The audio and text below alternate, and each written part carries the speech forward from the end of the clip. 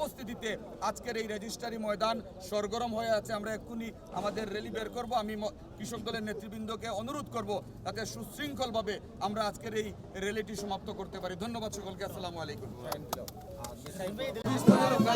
উপলক্ষে আয়োজিত আজকের এই মিছিল কেন্দ্রীয় সংসদের সহ ক্ষুদ্র ঋণ ও কুটির শিল্প বিষয়ক সম্পাদক বীর মুক্তিযোদ্ধা জনাব আব্দুর রাজ্জাক আমাদের মাঝে উপস্থিত হয়েছেন। জাতীয়তাবাদী দল সিলেট মহানগর শাখার সাবেক সবাইকে আমি আমার অন্তঃস্থল থেকে আন্তরিক অভিনন্দন ও শুভেচ্ছা জ্ঞাপন করে আজকের র্যালি সফল হোক এই আশা প্রত্যাশা করে আমি আমার বক্তব্য এখানে শেষ করছি। আল্লাহ হাফিজ। বাংলাদেশ জিন্দাবাদ। তারেক রহমান জিন্দাবাদ।